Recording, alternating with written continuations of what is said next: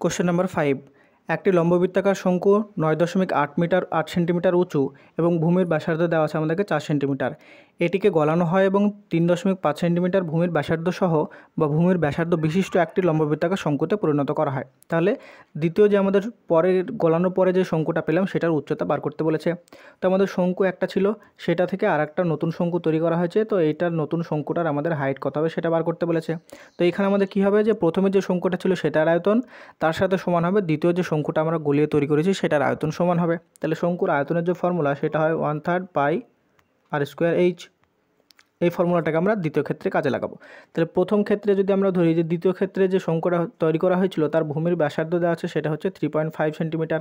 তাহলে এর আয়তন কত হবে 1/3 পাই আর স্কোয়ার মানে হচ্ছে 3.5 তার স্কোয়ার ইন্টু এইচ বার করতে হবে। তাহলে এইচটা আমরা রাখলাম ইজ ইকুয়াল টু এর আয়তন সমান হবে আমাদের প্রথমে যে শঙ্কুটা দেওয়া ছিল তার আয়তনের সাথে সমান।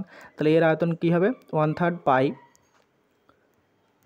আর স্কোয়ার মানে হচ্ছে 4 স্কোয়ার, তার মানে এখানে আমরা লিখতে পারি 16 আর এইচ মানে দেওয়া ছিল আমাদেরকে 9.8। এবার এইটা ক্যালকুলেশন করলেই আমরা দ্বিতীয় যে শঙ্কুটা তৈরি করা হয়েছিল তার উচ্চতা পেয়ে যাব। তাহলে এখানে দেখো 1/3 পাই দুদিক থেকে কেটে যাবে। তাহলে আমরা এইচ ইজ ইকুয়াল টু কত লিখতে পারি, এইচ ইজ ইকুয়াল টু আমরা লিখতে পারি 16 মাল্টিপ্লাইড বাই 9.8 ডিভাইডেড বাই 3.5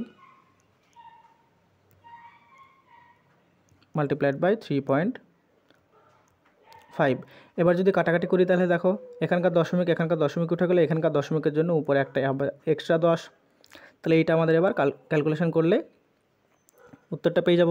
তাহলে এখানে দেখো 5 দিয়ে যদি এইটা কাটি 7 দিয়ে যদি কাটি তাহলে এইটা আমরা পাবো 5, 7 দিয়ে 14 কাটলে এটা পাবো 98, 14 পাবো। তাহলে 5 দিয়ে যদি 10কে কাটে তাহলে এখানে পাই 2। আবার দেখো 7 দিয়ে 14 কাটলে 2 আর 7 দিয়ে যদি আমরা 35 কাটি তাহলে এখানে পাই 5। তাহলে উপরে কত পেলাম, আর 16 গুণিত 4 ডিভাইডেড বাই 5। তাহলে এখানে 16 যেটা আছে সেটাকে যদি 5 দিয়ে ডিভাইড করি তাহলে এইটা আমরা কত পাই 3.2 পাই।